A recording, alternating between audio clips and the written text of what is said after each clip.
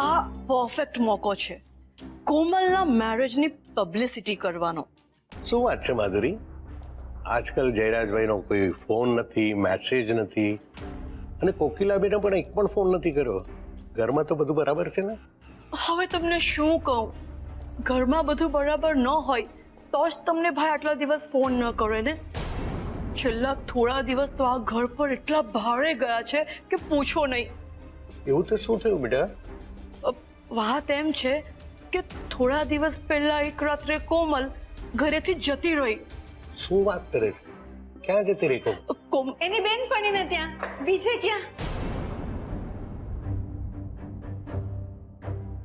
જય શ્રી કૃષ્ણ બાબુ. આયુષ્માન ભવ. જય શ્રી કૃષ્ણ બાબુ. આયુષ્માન ભવ. આ માધુરી બેનની વાતનું વત્તેસર કરવાની આદત છે ને, છોડાવી પડશે હો બાબુ. એમાં એવું થયું કે કોમલ એની બેનપણીના ઘરે આખી રાત રોકાવાનું કહીને મને ગઈ, અને મારે થયો સમજમાં થોડો ફેરફાર. તો હું સમજી કે મોડી રાતે કોમલ પાછી આવી જશે. એમાં વળી કોમલનો ફોન બંધ આવે, અને કોમલની બેનપણીનો નંબર પણ અમારી પાસે નહીં, તો અમે એનો સંપર્ક જ ના કરી શક્યા. અને તમે તો કોમલના પપ્પાને ઓળખો જ છો, એમણે તો આખું ઘર માથે લીધું. પણ સવારે કોમલ જેવી ઘરે આવીને એટલે બધું જ ભૂલી ગયા. કેમ, બરાબર ને માધુરીબેન? ઓહ યસ યસ, કરેક્ટ. તે તો માધુરી મને ડરાવી દીધું તો. આખી વાતમાં કોમલ ક્યાં છે? એ તો કોલેજે ગઈ છે. તો અચાનક આમ જયરાજભાઈ હૈદરાબાદ કેમ ગયા? અને એ પણ રાતોરાત કોઈને કયા વગર? એ તો એમને કંપનીના કામે અચાનક જવાનું થયું. સાચું કહે છે બેટા? કોઈ ટેન્શન તો નથી ને? બધું બરાબર છે ને? હા હા, બધું બરાબર છે. કેમ આવું પૂછો છો? બધું બરાબર છે બેટા. તો આ શું છે?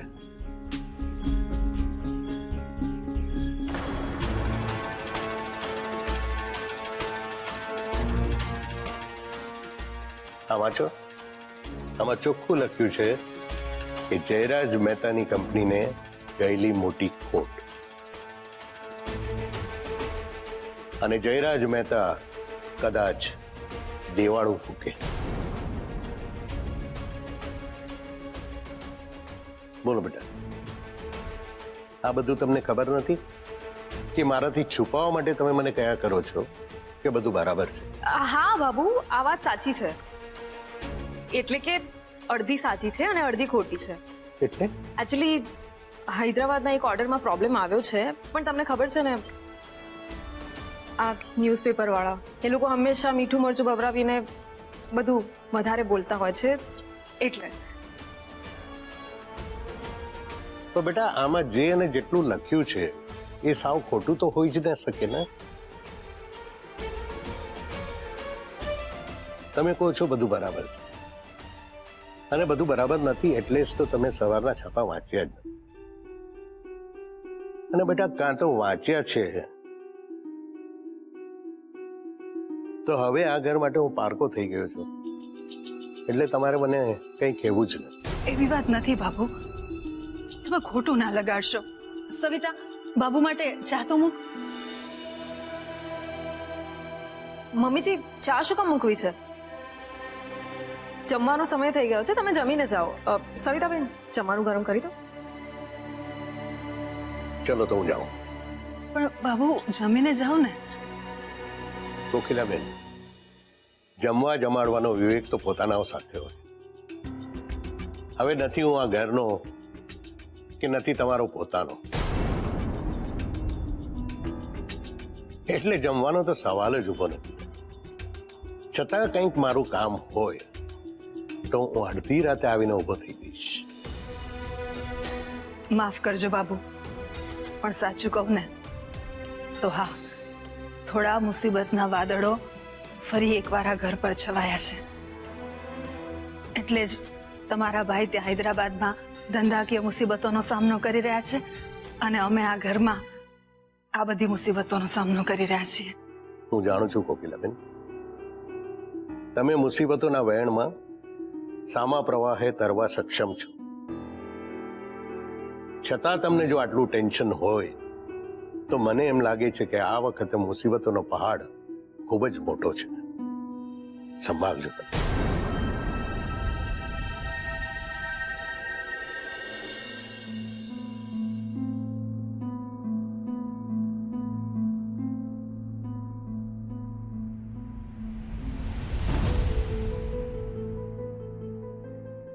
થેન્ક ગોડ મીરે કોલ કટ કરી નાખ્યો. કે આમ એક પળનો હિસાબ તો કઈ રીતે આપી શકીશું એને.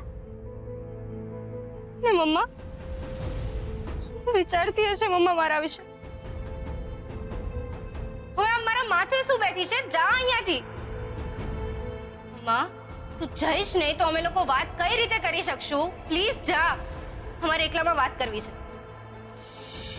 અને કોમલ, જો તે આ વિડિયો કોલ કટ કર્યો કે મંગળસૂત્ર કે સિંદૂર કાઢ્યું તો તને ખબર છે ને શું થશે તે? શું થયું બેન? કઈ તકલીફ છે? ના ના, કોઈ તકલીફ નથી. આ તો તને રડતા જોઈ અને ગળામાં મંગળસૂત્ર જોયું એટલે વિચાર થયું સાસરીમાં કઈ તકલીફ તો નથી ને? ના ના, કોઈ તકલીફ નથી.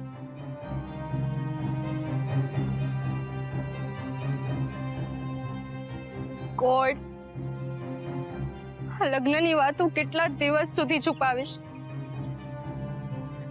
અમ્મા સાચું જ કહેતી હતી. આ મંગળસૂત્ર પહેરેલું હશે એટલે લોકો તો સવાલ પૂછશે જ પૂછશે. એક તરફ મીરની જીત, બીજી બાજુ મમ્મા પપ્પાની ફિલિંગ્સ. હું કરું કઈ સમજાતું જ નથી. હું તમને સમજાવું કે વાત શું છે. માધુરીબેન રહેવા દો. ભાભી, આપણે આપણું દુઃખ કેટલા લોકોથી અને કેટલી વાર છુપાવીશું? અને કહેવાય છે ને કે આપણા લોકોને દુઃખ વહેંચવાથી આપણું દુઃખ ઘટે છે. અને ભાભુ, એ તો આપણા ફેમિલી મેમ્બર જેવા નહીં, ફેમિલી મેમ્બર જ છે. બોલો માધુરી બેટા, બોલો.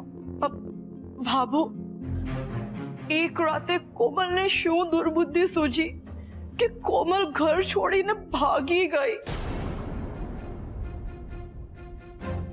કોઈને કઈ કયા વગર જતી રહી? કોઈને કયા વગર ગઈ હોય તો જ ભાગી ગઈ કહેવાય ને. અને એ પણ કોઈ મિહિર નામના છોકરા સાથે કે જેને આપણે ઓળખતા પણ નથી કે નથી જાણતા. આ બધું હું શું સાંભળું છું કોકિલાબેન? તમે ભાભીને પૂછવાનું તો રહેવા જ દો. ભાભી તો કોમલની ચિંતામાં અધમુઆ થઈ ગયા હતા. એમને તો કોઈ હોશ જ નહોતા. અને ભાઈ, તમે ભાઈનો નેચર તો તમને ખબર જ છે ને. મમ્મીજી, બાબુ જરા એક મિનિટ આવો. શું વાત છે સોના? મમ્મીજી, આ કોમલબેનના અચાનક લગ્ન થઈ જવા એમનું સતત ટેન્શનમાં રહેવું અને લગ્ન થયા છે તો લગ્નની ખુશીની ચમક પણ નથી. અને એ જ સમય દરમિયાન પપ્પાજીનું ધંધામાં આટલું મોટું નુકસાન થયું. ખબર નહીં કેમ પણ મને સતત લાગ્યા કરે છે કે આ યોગાનું યોગ નથી. આ બંને વસ્તુઓ ચોક્કસ એકબીજા સાથે સંકળાયેલી છે. આ બંને વસ્તુનું કનેક્શન છે.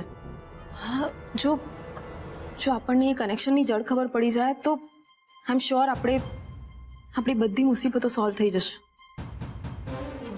તારી વાત તો સાચી છે, પણ અત્યારે બાબુ બેઠા છે. પહેલા આપણે